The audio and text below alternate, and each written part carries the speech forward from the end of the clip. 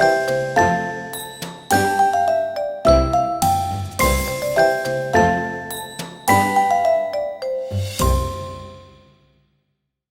¿cómo están? Bienvenidas y bienvenidos a la segunda cumbre virtual de Sabe Infancia, esta vez dedicada a los primeros años de vida. Estamos súper felices de contar contigo, Felipe, en esta cumbre nuevamente. Muy bienvenido, Felipe Lecanelier. Muchas gracias, Diana. Yo feliz, lo pasé muy bien en la primer encuentro, encontré genial lo que están haciendo. Como yo te decía, no lo había visto antes, esta originalidad de lo que ustedes armaron, multifacético, me quedé para adentro, la verdad. Y así que, no, feliz, no pensé que iban a hacer una tan pronto y que me invitaran. Yo encantado, encantado. La última vez lo pasé muy bien, fue hasta entretenido y bien lúdico, así que feliz de estar acá. Gracias, Felipe. Bueno, les quiero contar que Felipe es doctor en psicología, especialista en apego y desarrollo infantil. Ha dictado más de 500 charlas, conferencias y seminarios en Chile y el extranjero, siendo reconocido internacionalmente como experto en infancia. Es autor de 6 libros, 2 de ellos elegidos dentro de los más vendidos del año 2019. El trauma oculto en la infancia y Amar hacia un cuidado respetuoso de apego en la infancia. Bueno, Felipe, quería partir comentando algo que fue muy importante en Chile. Estuviste hace algunos días atrás en el Congreso de Chile presentando algunos resultados de diversos estudios sobre salud mental infantil y tu intervención no pasó desapercibida para nada, especialmente porque hablaste sobre los graves resultados que arrojaron. ¿Podrías contarnos qué es lo que está pasando, qué está pasando con la salud mental de los niños y niñas? Sí, la verdad que fue una instancia bien interesante porque me dieron 10 minutos, me dijeron tienes 10 minutos y yo en 10 minutos les mostré 5 mega estudios que muestran de manera absolutamente irrefutable que los niños de 1 a 6 años en este momento están viviendo una epidemia no solo de problemas de salud mental, como angustia, tristeza, rabia, problemas para dormir, problemas para pensar, problemas para concentrarse, agresión, sino también somos de los países más tristes del mundo. O sea, tenemos los niveles más altos de tristeza, de timidez, de poco sentirte feliz en tu vida y de miedo. Entonces yo dije, oye, por favor, o sea, le estoy mostrando 4, 5 mega estudios publicados en las revistas más importantes del mundo. Esto ya no me lo puede refutar nadie. ¿Y qué están haciendo ustedes con esto, por favor? O sea, por favor, esto es un COVID, así literalmente es un COVID de salud, de problemas de salud mental y bienestar emocional, pero de niños de 1 a 5 años. Entonces tú dices, si esto partió, si ya durante los primeros 5 años, que es el periodo más importante de la vida donde se forma todo tu ser, por decirlo de una manera, partimos así, entonces ¿esto qué va a pasar después? ¿Y qué es lo que están haciendo esta gente? No sé si que quieres saber la respuesta. Quería profundizar en eso porque la verdad es que es terrible, o sea, en múltiples dimensiones. ¿Cuál crees tú que es el origen también, cierto? Vámonos un poco al origen, qué es lo que está provocando estos resultados terribles, cierto? Que tú has presentado, que en Chile son impresionantes y altamente alarmantes, pero que también, por cierto, comparten muchos otros países. Claro, bueno, ahora estoy escribiendo un libro justamente, pero porque esto ha sido como una historia para mí, ¿me entiendes? Desde recibir el primer resultado hace 10 años de un estudio de 24 países, donde Chile sale como el primer lugar así por lejos, y después el segundo y el tercero, y después de decir acá hay un problema, o sea, acá hay un paciente que está enfermo. El paciente tiene un síndrome que nosotros le llamamos un síndrome internalizante. Y después yo tengo toda una serie de datos que muestran de que nosotros a los niños en la sala cuna y en la crianza durante los primeros 15 años, pero voy a hablar acá de los primeros 6 años, convertimos a nuestros hijos en niños internalizantes, en niños que no pueden expresar su estrés hacia afuera, niños donde el fomento es la individualidad, hacer las cosas solo, calmarse solo, no pedir ayuda, todo lo que es hacer pataleta es visto aquí como lo peor del mundo. Y tenemos unas evidencias impresionantes, o sea, somos el país que más aplica el duérmete niño, ¿me entiendes? Somos el país en donde somos el país que más le grita y castiga a los niños. Y seguimos hablando de unos 5 años, ¿entiendes? Somos el país que menos juega con sus hijos y cuando juega, no juega con ningún objetivo. O sea, tengo la suerte de tener estudios de año por año casi mostrando cómo de a poco en la educación y en la familia nosotros vamos convirtiendo a estos pequeños robots que después tiene un costo muy, muy grave, porque aparece todo esto que te guardas en la infancia, explota en la adolescencia. Tú sabes que Corea es el país número 1 de suicidio de adolescentes y el segundo es Chile. Y el suicidio en adolescente ha aumentado 250% en los últimos 3-4 años. Te podría dar un dato, Chile es el país que los adolescentes más consumen marihuana en toda Latinoamérica, más que Colombia, México, casi el doble, ¿entiendes? Entonces, en ese proceso de decir, bueno, a ver, esto es como una investigación, tú tienes un paciente enfermo, tienes tales síntomas, los síntomas son de salud mental, los síntomas son de bienestar, ya empezamos a encontrar de que todos estos síntomas se ordenan en un síndrome que se llama síndrome internalizante, empezamos a tener datos de cómo vamos internalizando a nuestros hijos a través de la vida, y al final encontramos que en el fondo el virus detrás del síndrome es el estrés. ¿Ya? Y el estrés, ¿qué significa? De que Chile tiene una forma de criar. Chile, yo siempre he dicho lo mismo, en Chile nosotros criamos como educamos y educamos como criamos. ¿Entiendes? Nosotros criamos a los niños bajo reglas. También salimos como el país que más reglas y prohibiciones le pone a los niños. Y la educación también es lo mismo. Entonces, tenemos un sistema en donde tenemos a los niños completamente explotando de estrés. Sea en la estructura de la educación, donde si analizamos cada aspecto, desde el número de horas, desde cada aspecto, eso es un nivel de estrés que un niño no puede aguantar, ningún niño normal aguanta. Y después si vemos el tiempo que los padres pasan con sus hijos, es otro tiempo que está contra la naturaleza. Entonces lo que nosotros planteamos en el fondo es que los niveles de estrés nos tienen enfermos de problemas de salud mental y bienestar emocional, y es debido exclusivamente a que tenemos un tipo de crianza que es muy tóxica, que es muy enfermizante, y tenemos un tipo de educación que, aparte de que es la peor del mundo, tenemos un tipo de educación que también deja a los niños muy mal emocionalmente.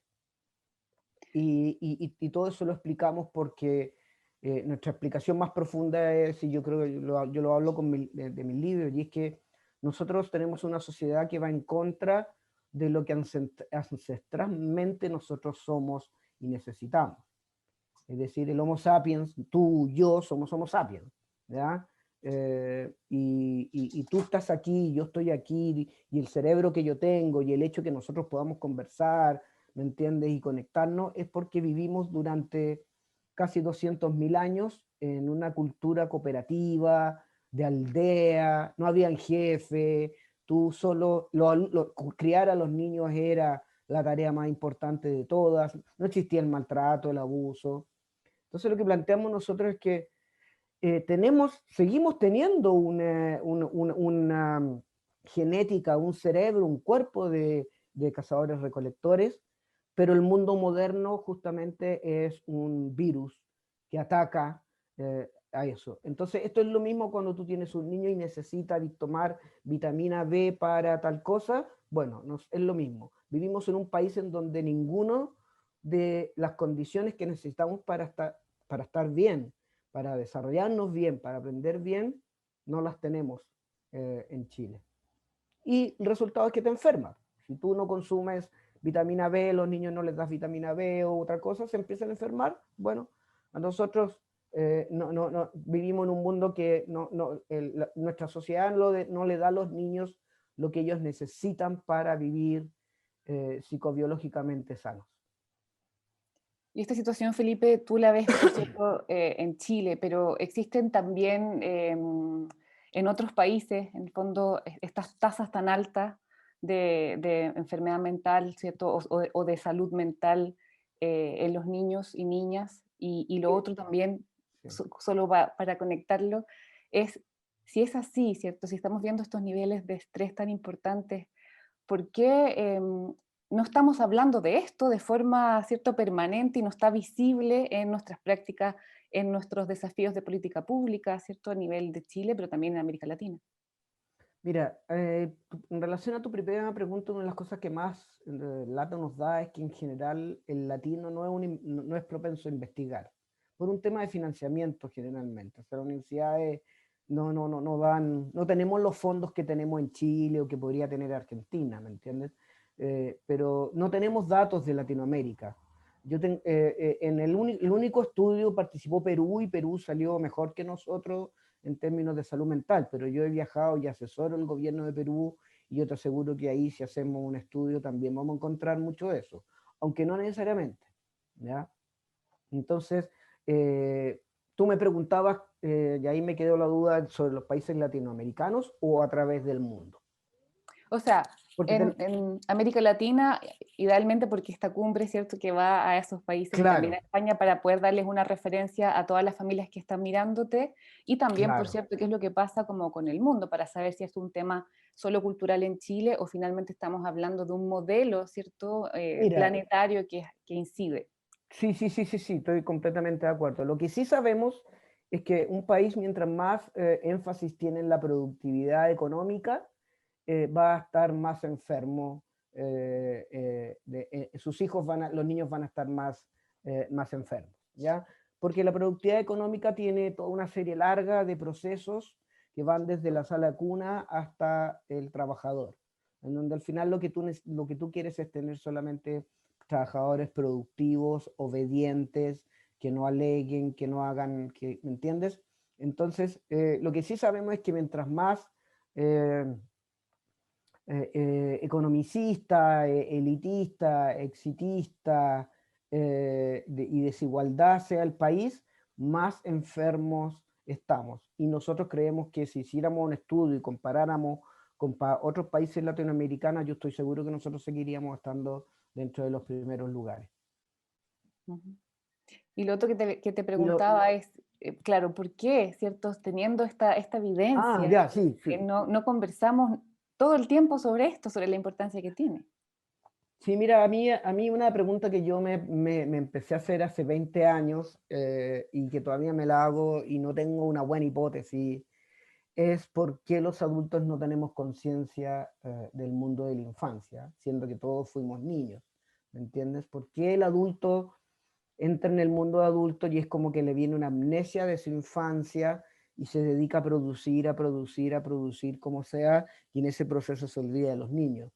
Entonces, es impresionante la falta de empatía hacia la infancia y una explicación hay dos explicaciones que la gente se da. Una, que en verdad todos en el fondo ¿cómo te explico?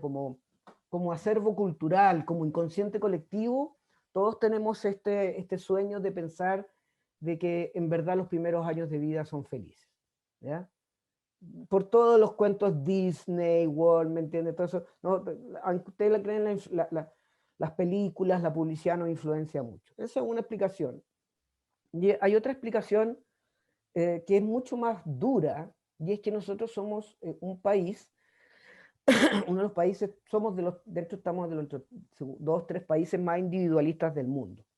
Entonces, un papá, por más que te diga que ama a su hijo, y lo quiere, él siempre va a optar por su propio beneficio. ¿Ya? Esa es una de las cosas que sí hemos encontrado en los estudios que se reflejan. Y es que a pesar de que hay bonitas palabras, y yo voy a buscar a mi hijo al colegio, y yo me meto al taller de manejo de pataleta, y yo hago todo ese tipo de cosas, pero la realidad es que en verdad muchos papás, la mayoría, gran parte, no tiene en su mente, no tiene tiempo, no tiene para gastar en la crianza porque está preocupado de su propia sobrevivencia y su propia vida. Pero lo que es triste porque los cazadores recolectores, los niños eran lo más importante del mundo, ¿me entiendes? Porque si tú tienes un hijo y lo crías y le pegas, él después puede ser que le pegue a sus nietos. Entonces, el adulto tampoco tiene esta conciencia de que cuando él hace todas estas cosas con los niños, no entiende que después se lo va a pasar a los nietos y la familia X va a ser terminando siendo una familia de personas con problemas de salud mental, de adicciones, de cosas así. Pero te tengo que decir que yo hasta el día de hoy no tengo una respuesta clara de por qué no vemos la infancia. Si yo lo miro desde un punto de vista político, obviamente la primera razón es que los niños chiquititos no votan. ¿Ya? Esa es una primera razón.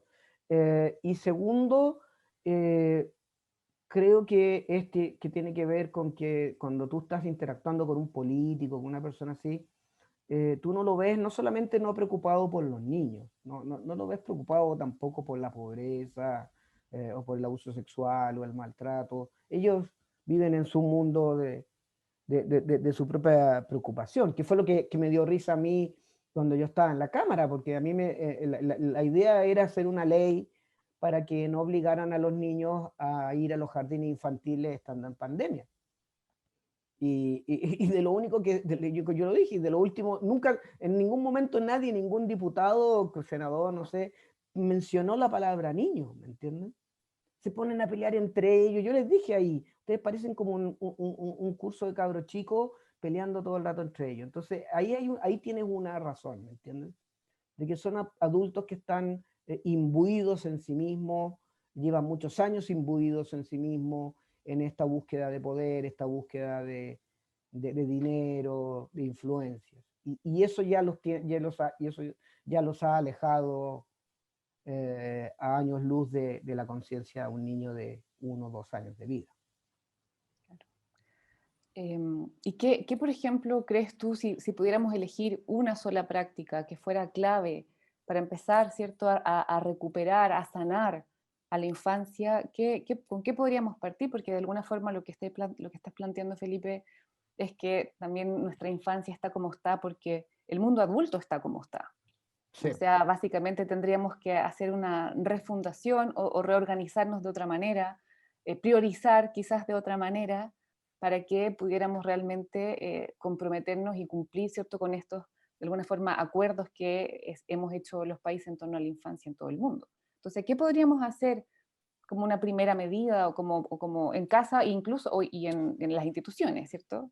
Mira, es complejo el tema también, porque en casa lo que tenemos que hacer, más allá de cosas más específicas, es lo que pasó en la pandemia. En casa los papás tienen que tener por lo menos unas 2, 3, 4 horas al día con sus hijos.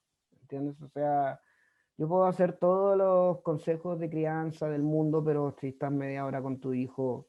Entonces, el De primer hecho, virus... perdona, tú Sí, dime. hablabas como que había muy poco tiempo de calidad con No, los no, niños, niñas, como dos claro. horas a la semana, una cosa así. O sea, de calidad, de De calidad. calidad, de Nosotros lo calidad. que encontramos en que los papás con niños de 6 a 18, esta interacción, como tú, como la interacción que estamos teniendo tú y yo conversando, yo no estoy mirando el celular, ¿me entiendes? No estoy mirando, eso encontramos 15, 12 minutos a la semana.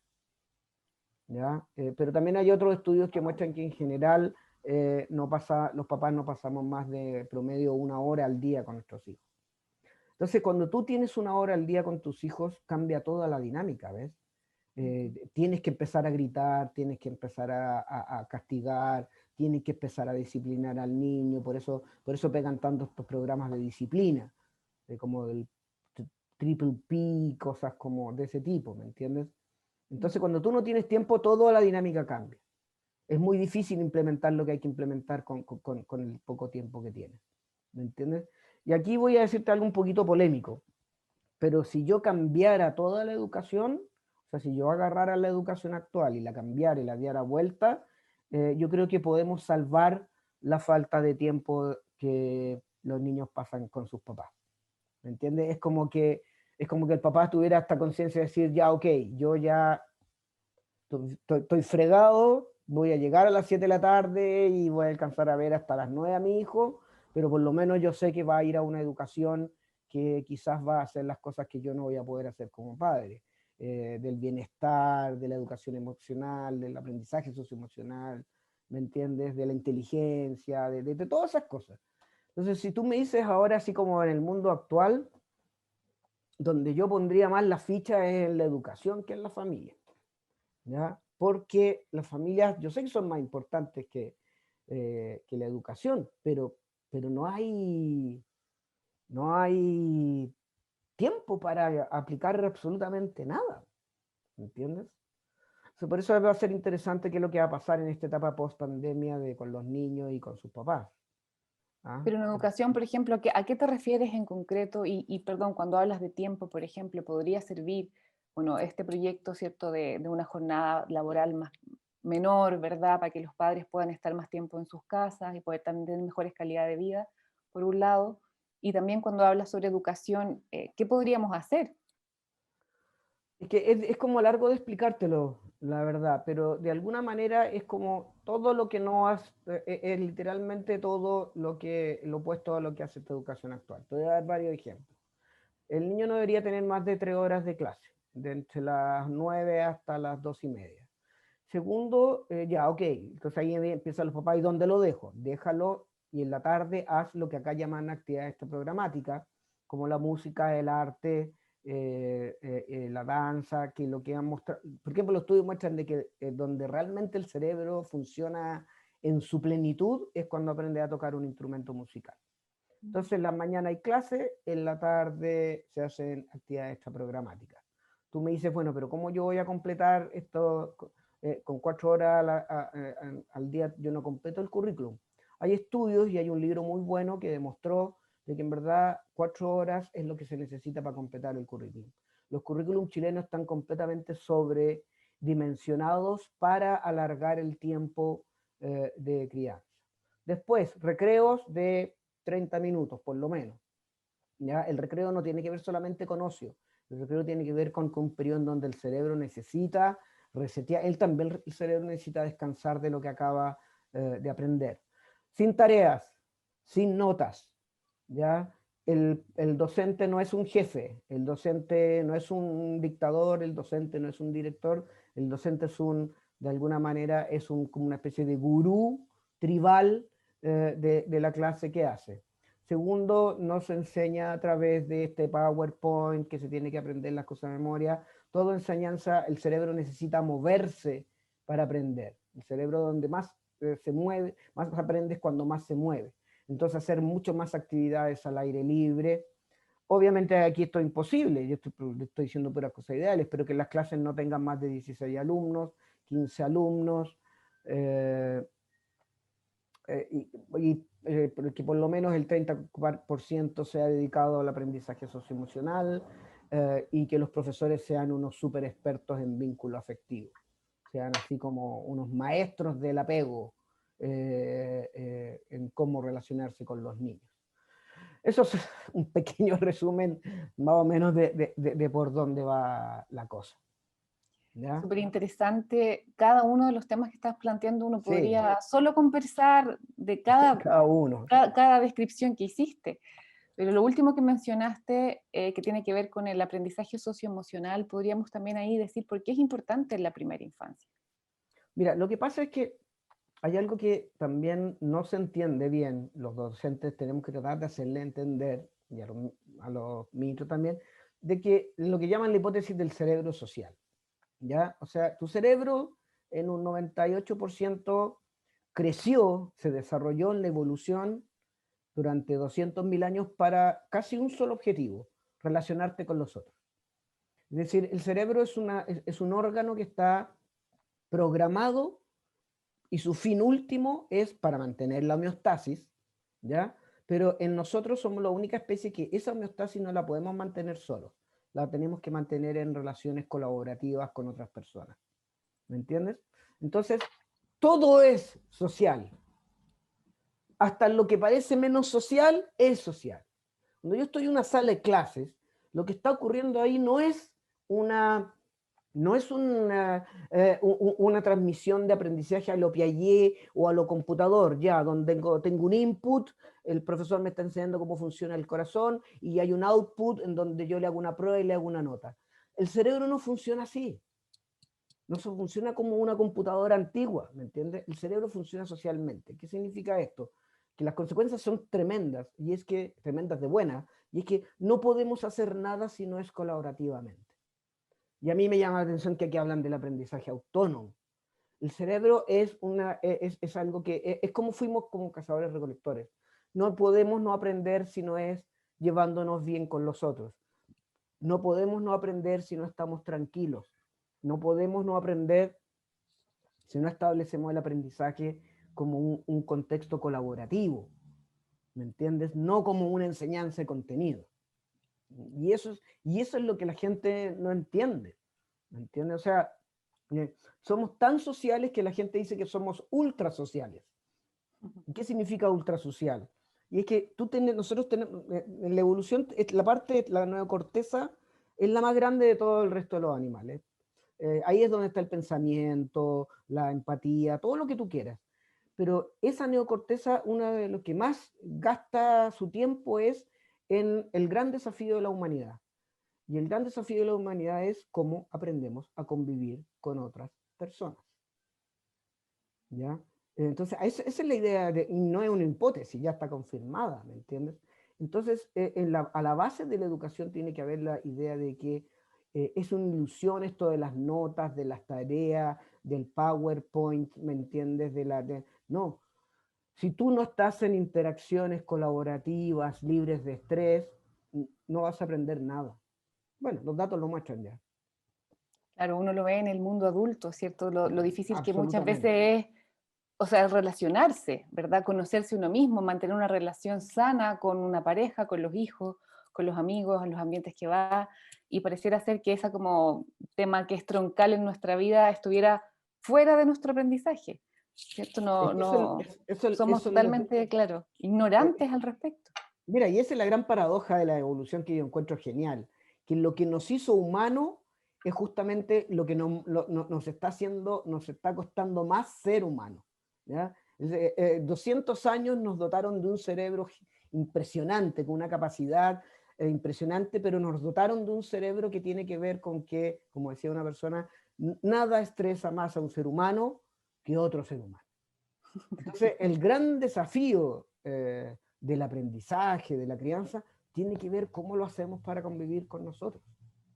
Y los niveles chilenos muestran de que Chile es un país que la colaboración no existe, somos más individualistas, estamos como en el ranking ya de los tercer país más individualista del mundo, pero eso es lo que la gente tiene que entender. Y en la medida en que la gente tome conciencia de eso, ahora, y no es tan difícil, porque si tú le hablas de esto a un profesor, el profesor se va a acordar de sus hijos, de su esposa, de sus problemas matrimoniales.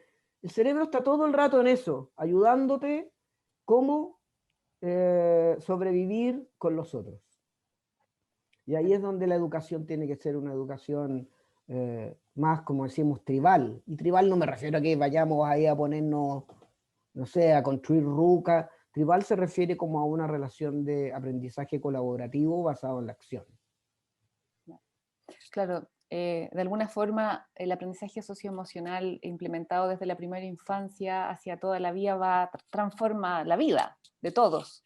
Absolutamente, Quizás esa absolutamente. podría ser como una prioridad de integrar, porque de integrar con mayor voluntad y con mayor visibilidad dentro de los currículums, dentro de las prácticas, dentro de las reflexiones. Sí, pero mira, hay estudios que muestran que si tú eres por ejemplo, tú, Diana, ya fuiste la mejor, la matea, la primera de tu curso, tienes un coeficiente intelectual de 150, te vas a Harvard, te haces un doctorado en Harvard de periodismo y vuelves y, no sé, te haces cargo del Mercurio, la tercera, y resulta que eres una persona que llega y mira a tu secretaria y ni siquiera es capaz de darse cuenta que quizás tu secretaria hoy día o tu secretario está con los ojos llorosos, ¿me entiendes?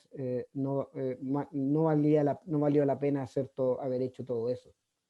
¿me entiendes? Porque puedes ser de Harvard, de todo eso, pero si no eres humano, y eso es lo que se ha demostrado en todas las empresas y que aquí en Chile son cabeza dura los gallos, no entienden que al final es la capacidad de relacionarte, comprender al otro, mentalizarlo. Ese es tu verdadero MBA, ¿me entiendes? Exactamente. Pero Exactamente, y comparto contigo. sí, entonces esa es la lata, que la gente todavía no entiende. De hecho, estamos poniéndonos peores. Mira, una de las cosas que encontramos en nuestro estudio, te lo cuento así como, no sé si anécdota. Yo siempre tenía esta idea, y lo he estudiado, de que nosotros tenemos una educación muy parecida a la gringa. Y tenemos un estilo de crianza súper parecido al gringo. Todo basado en la disciplina, ¿entiendes? Toda esta acción, contrólate, no se aceptan las pataletas, time out. Todo esto también somos uno de los países que más aplica el time out en Chile, por si acaso, de los últimos datos. Y de repente empezamos a ver nuestros nuevos estudios y nos hemos dado cuenta que no tenemos que mirar, si queremos ver el modelo a dónde va Chile, no es tanto el modelo que está arriba, es el que está a la derecha, que es todo el modelo asiático. Esas son una de las cosas que encontramos, que somos muy parecidos, nos estamos pareciendo en la forma de criar y educar como el modelo asiático, que es un modelo, tú sabes, por algo es el primer, Corea tiene el número 1 de suicidio adolescente. Los adolescentes se suicidan porque si no te sacaste un 6, tu papá no te van, o sea, tiene una crianza extremadamente autoritaria, es machista, si nacen mujeres como, ya que bueno, la tendremos que cuidar igual nomás, ¿me entiendes? No estamos yéndonos a tal extremo de esta cosa así como economicista, de que nos estamos pareciendo a Asia más que a Estados Unidos. ¿Y por qué está pasando eso si se supone que en los últimos 10 años hemos avanzado en crianza consciente, respetuosa? Los padres supuestamente sabemos más, ¿cierto?, sobre lactancia, sobre apego, sobre porteo, sobre emocionalidad. ¿Qué pasa? ¿O no es tan así, no sabemos en verdad tanto? Mira, lo que pasa es que yo creo que una cosa es tener la información y la otra primero y después la otra es aplicarla. Ya, yo creo que se ha producido todo este bombardeo de información que le llaman crianza respetuosa, y yo generalmente ahora yo estoy como en contra de la crianza respetuosa. Eh, Mira, te lo voy a dar con un caso. Tengo un paciente Eso va a X, ser, Felipe, eso va a ser polémico. Sí, ese sí, podría pero ser un titular. yo lo he dicho muchas veces, porque yo partí con esto, ¿me entiendes? Entonces, Ujú. yo tengo pacientes que de repente me dicen, mira, yo fui a un círculo de crianza, estoy en un taller de crianza respetuosa y se me ocurrió decir, pucha, sabes que yo ayer no aguanté más y le pegué una cachetada a mi hijo. Mira, no me acuerdo mucho lo que me dijo, pero no sé si la echaron del grupo o la criticaron tanto por haber hecho que ella se fue del grupo llorando, ¿me entiendes? Ese es un ejemplo de la crianza respetuosa. Retrocedimos 40 años con el tema de la crianza respetuosa, en donde hay una forma de criar y tienes que portear y tienes que hacer esto. No, nosotros nunca, cuando partimos con el Chile Crece, cuando partimos con los programas AMAR, de hecho los programas AMAR justamente el objetivo que tienen es que tú no les tienes que andar diciendo eso a los papás. La crianza respetuosa es que tú te tienes que salir de ti mismo y ponerte en la mente del niño y ser ese niño. ¿Me entiendes? Eso es. La pregunta no es si portear hasta el año o hasta los 2 años. La pregunta no es si duermo con él o amamanto hasta los 5 años. No. La pregunta es, mira a tu hijo y tú crees que tu hijo quiere seguir amamantando a los 4 años o ya no. Y es el niño el que te da la respuesta. No me la da el porteo, no me la da el amamantamiento, no me la da esta obsesión por el juego. Él es el que me dice a mí cómo tengo que cuidarlo, con sus señales, ¿me entiendes? Y esto que estoy diciendo es súper importante, porque eso es lo que nunca se entendió. Y eso porque creo que es más abstracto entenderlo. ¿Sabes por qué? Porque al final, perdona que te lo diga de esta manera tan dura, pero al final estos políticos, estos empresarios que no piensan en los niños, también puede ser que hay gente que habla de crianza respetuosa, pero no está mirando al niño. ¿Me entiendes? Por eso yo estoy en contra de que una época lo hacíamos y después lo dejamos de hacer, con esta cosa del manejo del respetuoso de las pataletas. Oye, mira a tu hijo, ¿no? El manejo respetuoso de las pataletas no es un algoritmo de acciones que tú aplicas y tu hijo se va a calmar. No, Mira quién tienes al frente, qué edad tiene, cómo te mira, cómo reacciona, qué es lo que suele hacer, conócelo a él desde él, no desde toda tu filosofía de crianza feliz, respetuosa y todo eso. Y desgraciadamente caímos en lo que y para mí ha sido como un quebradero de cabeza. A mí me costó mucho, porque yo empecé a mirar todo esto de la crianza respetuosa, y a mirar las cosas que se hacían, y el porteo, y a mí me llamaban para todas partes, todo eso. Pero yo nunca dije, nunca mi sensación fue, esta no es crianza respetuosa. Esta es otra moda que un adulto impone sobre cómo criar a los niños. La única moda que importa es mirar al niño y él te va a decir si ya creo que es hora que a los 3 años pueda dormir en su propia pieza, ¿me entiendes? Él es el que te va a decir, él te va a dar el camino, ¿me entiendes? Pero para eso tú tienes que tomar esta actitud de que es lo que llamamos amar, ¿me entiendes? Pero en el amar no hay esta cosa de crianza respetuosa, ni que nunca en el amar vas a ver el fular, ni nada de estas cosas.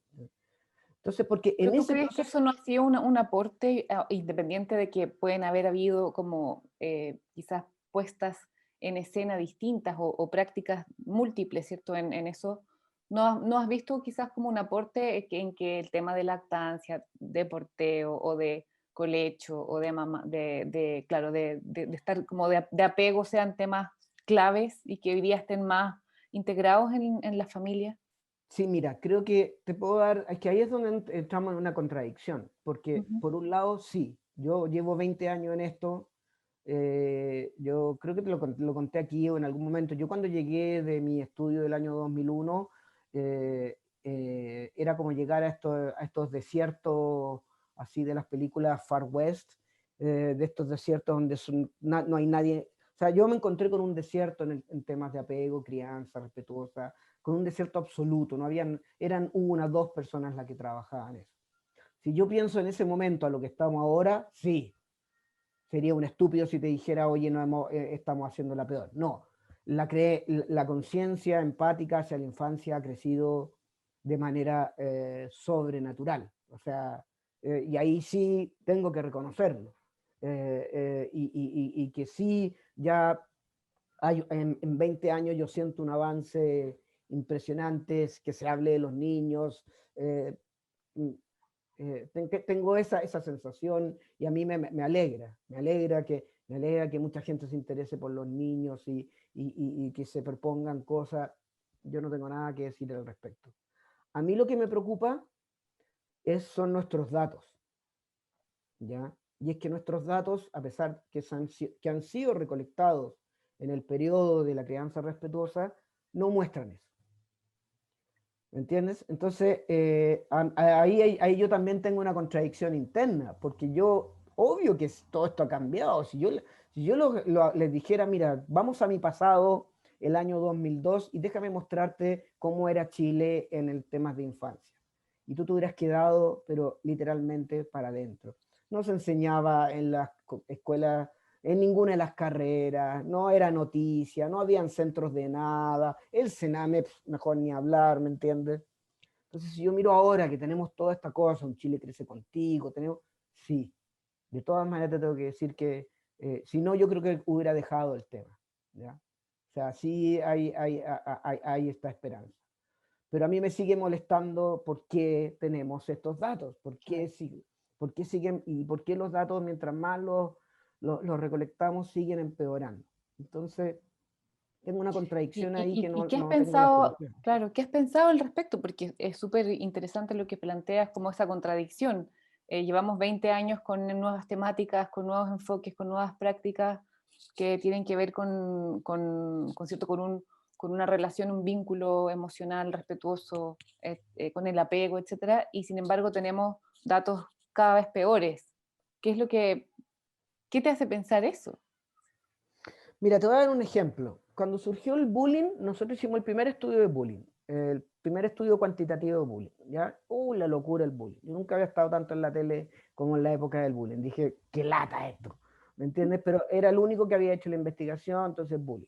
Hicimos una ley de bullying, que fue un gran logro haber participado y en la ley de bullying propusimos ciertas cosas y una de las cosas que al final quedó es este tema de que cada colegio tenía que crear lo que llaman comités de convivencia.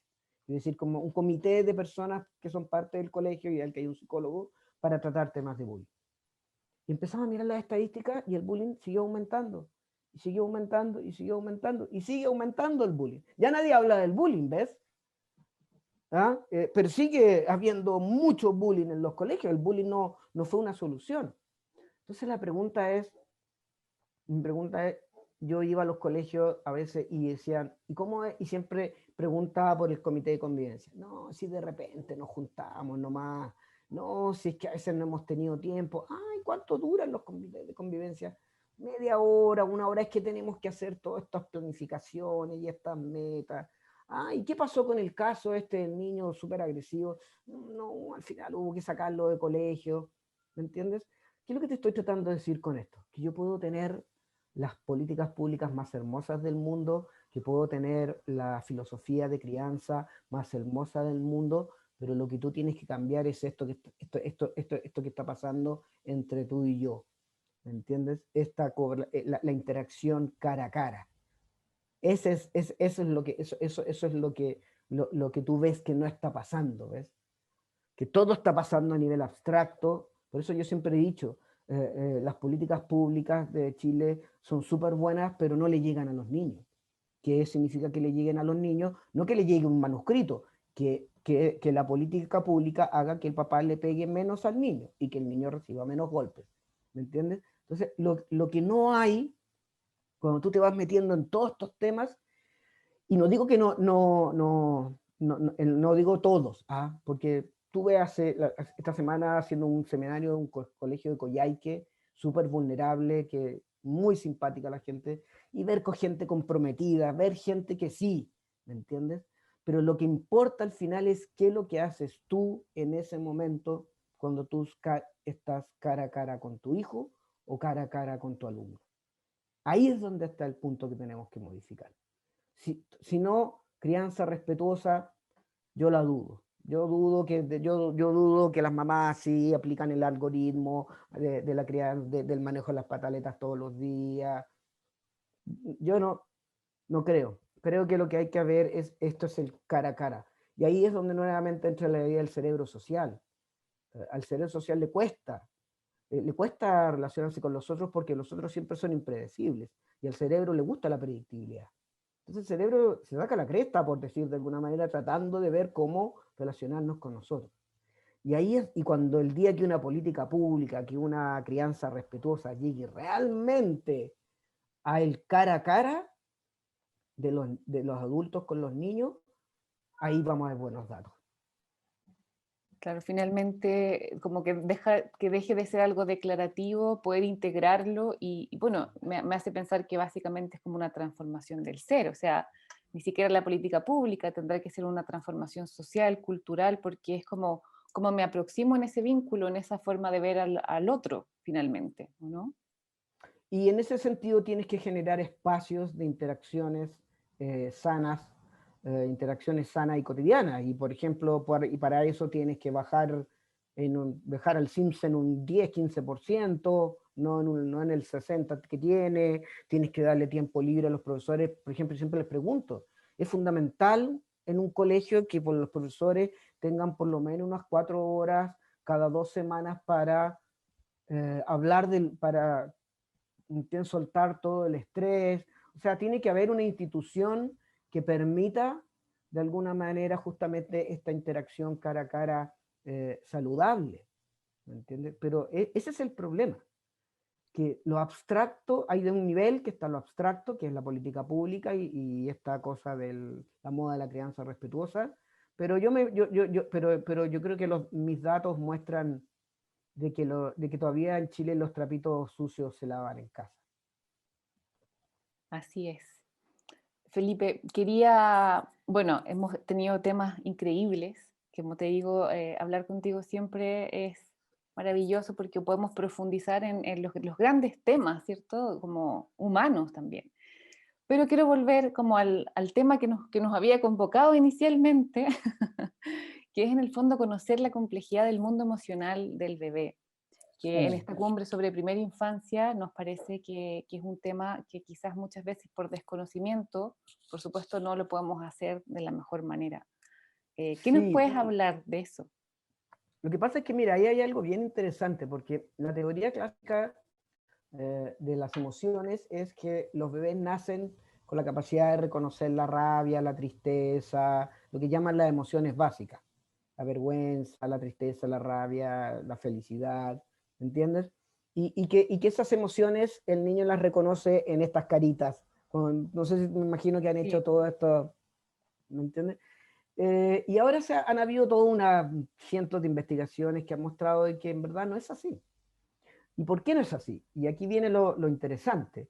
Y es que el bebé, cuando nace, recibe cientos de interacciones de parte, vamos a hablar de su madre y de su padre, ¿ya? Y esas cientos de interacciones son repetitivas. Por ejemplo, vamos a ponerlo en el lado sano, ¿ah? Para no irnos a lo... yo cada vez que lloro, mi mamá llega y viene. Yo lloro, mi mamá llega y viene. Yo lloro, mi mamá llega y viene. Yo lloro, mi mamá llega y viene. ¿Ya? Y en esa repetición se genera en el niño algo que nosotros llamamos, yo le llamo un atractor. A mí me gusta mucho la idea de los sistemas complejos. ¿Ya? Ujú. Entonces se crea en el niño un atractor. ¿Qué es un atractor? El niño cuando nace tiene cuatro cosas fundamentales. Lo que llamamos el arousal. Arousal es como tu nivel de activación. Cuando tú estás activada, estás con una arousal, una activación sensorial alta, y el arousal bajo es estar así. El bebé nace con esa capacidad. Después el bebé nace con una capacidad que se llama valencia, que la gente le mal llama positiva o negativa. Valencia es si algo te agrada o si algo te desagrada. Una ameba también tiene las mismas capacidades. ¿Ah?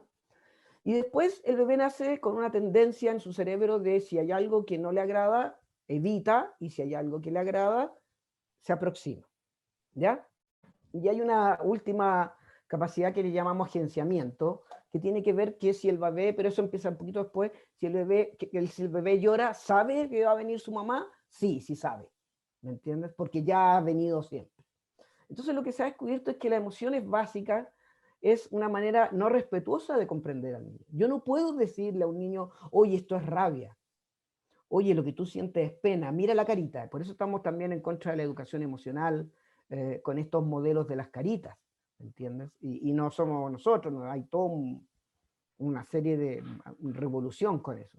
No, cada niño, de acuerdo a esta repetición, imagínate, esta repetición. Yo lloro, te voy a dar un ejemplo, yo lloro y mi arousal se activa, ¿ya? O te lo voy a dar un ejemplo más simpático todavía. Tú estás trabajando ahora, tienes una guagua tienes 4 meses, y tú llegas a la casa y le dices, hola, mi amor, ¿cómo estás? Y a tu guagua, ¿qué es lo que le pasa? Se le aumenta el arousal, ¿ya? Siente una sensación de bienestar, ¿entiendes? Y hace así, y abre los ojos y cambia toda su estructura facial, y quiere que tú la tomes en brazos, ¿ya? Y eso pasa miles y miles y miles de veces durante los primeros 6 meses de vida, ¿ya? El niño hace entre 10 a 10.000 conexiones neuronales por segundo durante los primeros 6 meses de vida. Entonces, el bebé va, y eso pasa siempre, esto es ideal, ¿ah? Entonces, después tú estás con tu hija, y de repente está ahí, y ella te mira, y tú te das cuenta que te miró. ¿Quieres jugar? Le dices tú. Sí, ya te caché, ¿quieres jugar? Sí, ella te mira, ustedes se miran, tú la tomas, ¿y qué pasa de nuevo? Arousal alto, eh, sensación de buen bienestar, búsqueda de aproximación, ¿ya? Y creo que es el que encontramos, que es lo que planteamos nosotros, es que ya a los 6 meses entonces el bebé desarrolla su propio mundo emocional, que es de él. ¿Me entienden? Su propio producto de toda esta repetición constante de interacciones, que te tengo que decir que ocurren cada 2, 3 segundos entre la madre y el bebé va desarrollando una manera de sentirse con él mismo, contigo y con el mundo.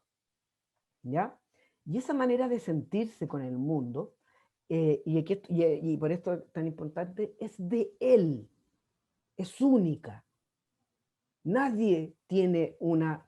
Cuando yo tengo rabia y tú tienes rabia, te aseguro que tenemos dos rabias completamente diferentes. De hecho, tengo un paciente, por ejemplo, que cuando tiene rabia, está bien. Y yo le digo, ¿pero por qué? Es que cuando tengo rabia, como que ahí me encuentro conmigo mismo. Él desarrolló tempranamente eso de que en la rabia yo me encuentro. Y de repente llega a la consulta y me dice, oye, ¿cómo has estado mal? ¿Por qué pasa? No, pues no me he peleado con nadie. ¿Me entiendes? Entonces yo no puedo poner desde afuera que tener rabia es hacer así, que tener felicidad es así y que tener vergüenza es así.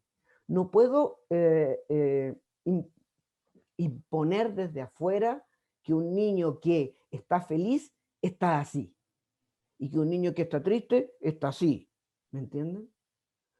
Y esto tiene repercusiones que son súper complejas porque ese es el problema de casi toda la psicología, de que nosotros imponemos al otro que tú tienes un trastorno de esto, que tienes un trastorno de esto, que tienes baja empatía, que el niño no se regula emocionalmente. No, uno es un sistema complejo que se va construyendo y de manera organizada, coherente, repetitiva, predecible a través de la vida. Y esa construcción es tuya. Obviamente, dada esa homeostasis, como nosotros decimos, obviamente que es una homeostasis vincular. Es una homeostasis que el otro era el estímulo para esa homeostasis. Entonces, lo que hemos descubierto es que el mundo del bebé es 1000 veces más complejo de llegar y decir emociones básicas. ¿Me entiendes? Porque puede ser, mira, yo tengo pacientes que cuando se sienten bien, se sienten mal. ¿Me entiendes? Yo te digo, tengo una paciente, le digo, oye, que llegó al colegio, ¿cómo estás? Más o menos nomás, no ha andado bien la semana. ¿Y qué te ha pasado? Nada. Pero yo le digo, pero ¿cómo? No me ha pasado nada, nadie me ha chocado. Más encima el otro día me metí a mi cuenta corriente y me habían depositado una plata que ni siquiera sabía que tenía. Yo le digo así como ingenuo, le digo, pero eso entiendo que en los seres, eso está bien. A mí no me gusta, porque yo creo que siempre hay un problema. Y el cerebro siempre está anticipando un problema. Entonces, ni siquiera tú puedes definir que una emoción básica es positiva o negativa desde afuera. Porque para algunas personas estar a veces en la tristeza es donde ellos están y se reconocen a sí mismos. Y hay otras personas que estando en el Arauza alto y haciendo miles de cosas, así se reconocen a sí mismos. Pero de repente llegan y tienen que estar un fin de semana solo, y se empiezan a sentir mal. Entonces, el mundo del bebé es una construcción.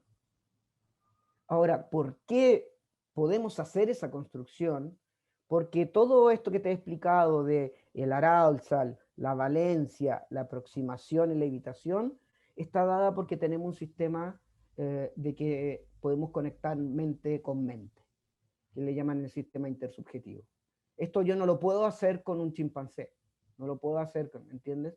Como tenemos tú y yo esta capacidad de que yo te miro, tú me miras, yo sonrío, tú sonríes, el bebé, tú le haces así y él hace así, él como que sabe las emociones que tienes. Gracias a este sistema intersubjetivo es que vamos construyéndonos nosotros cada uno nuestro mundo emocional. Entonces, quiero decir, yendo a lo práctico, y yendo justamente a la crianza respetuosa, ¿me entiendes? Aquí el punto no se trata de decir que, miren, ¿qué carita es esta? Felicidad, felicidad. Pero puede ser que para el niño él no reconoce. Si un niño ha sido maltratado, esa carita no la va a reconocer como felicidad. Lo más probable es que la va a reconocer como rechazo.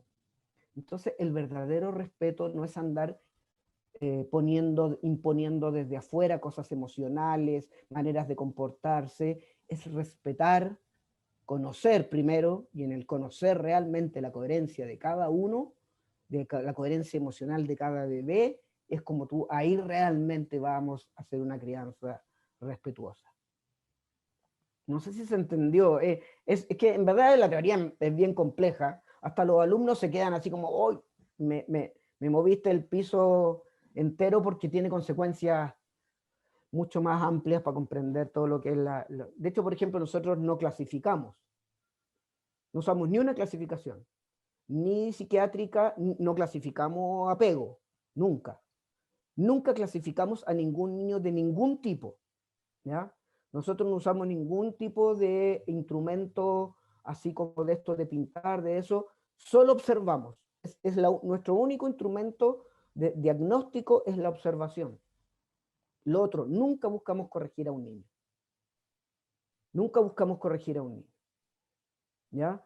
Y finalmente, otra cosa que también es súper como potente es que tampoco nosotros creemos que somos los psicólogos los elementos o los de cambio de los niños.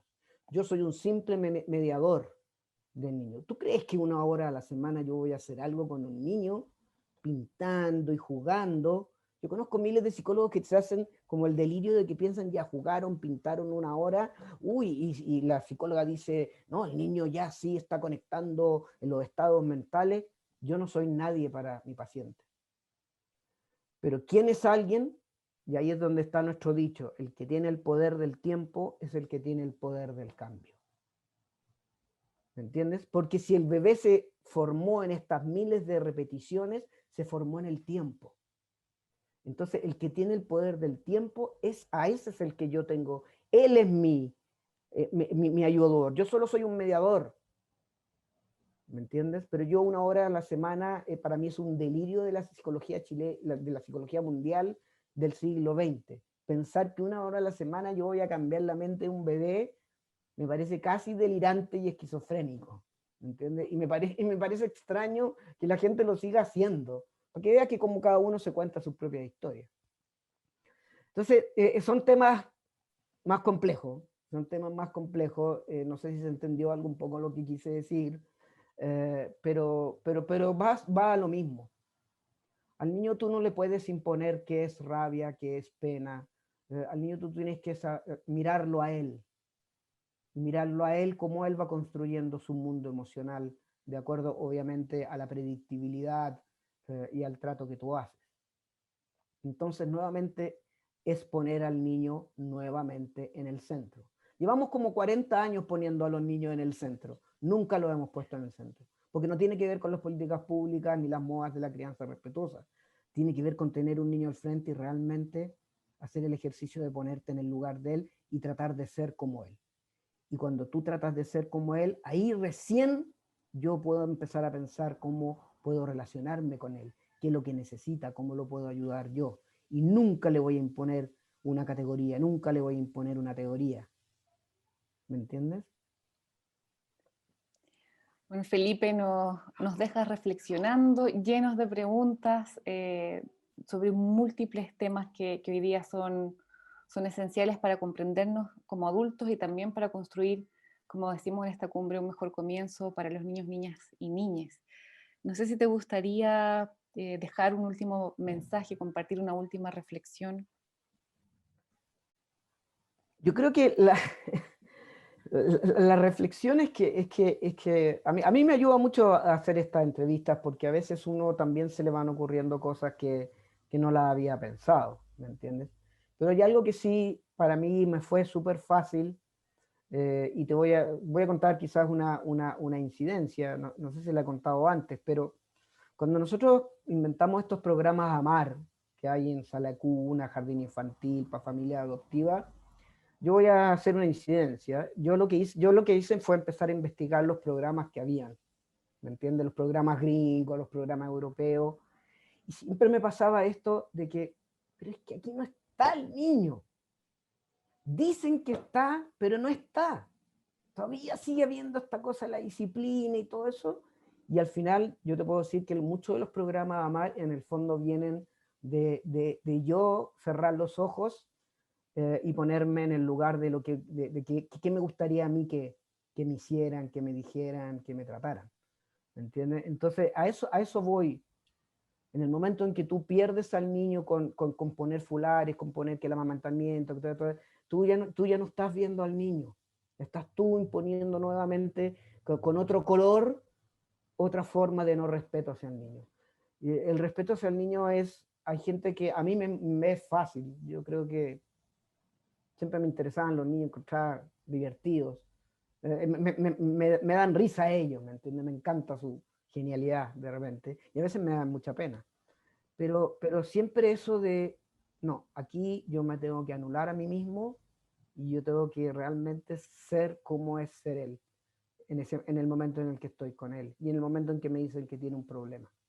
No voy a buscar el trastorno de conducta, no voy a buscar, no. Quiero ir a buscar cómo él construyó ese mundito emocional, que en los ejemplos que te di son muy bonitos, pero en otros ejemplos son terribles. Bueno, nos quedamos con ese desafío de poner al centro a los niños, niñas, que es como tú dices, es un desafío que tenemos hace muchos años ya, pero de ojalá conscientemente poder hacer ese trabajo interno, cerrar los ojos y decir, bueno, ¿qué quiero, qué necesita mi hijo, mi hija o el niño que estoy cuidando, ¿verdad? Te doy las gracias nuevamente, Felipe, por tus palabras. De verdad me quedo pensando muchas cosas y agradezco también esa provocación de poder también poner temas distintos, poder poner puntos de vista que no aparecen y que son grandes temas que hemos hablado hoy día, que claro, no hemos podido profundizar en ellos, pero ya solamente No, acercarse claro. a ellos uno se moviliza por completo. Así que te agradezco muchísimo. Y bueno, si quieren conocer más sobre Felipe, pueden revisar su biografía en esta misma página, pueden ir a sus redes sociales o también a su sitio web. Y también le pueden dejar preguntas que seguramente Felipe estará feliz de contestarles. No, Muchas yo gracias, Felipe. encantado. Diana, como siempre, muy buena entrevista. Si tienen dudas de la segunda parte, me lo preguntan. Eh, Mira, nosotros tenemos un modelo que se llama el modelo de apego y complejidad. El amar es una cosa, el amar, pero tenemos este modelo de apego y complejidad que justamente es un modelo, a mí me fascina, es como, yo lo siento como mi hijo preferido, porque cambia todo a la psicología también, ¿me entiendes? La revolución entera. Y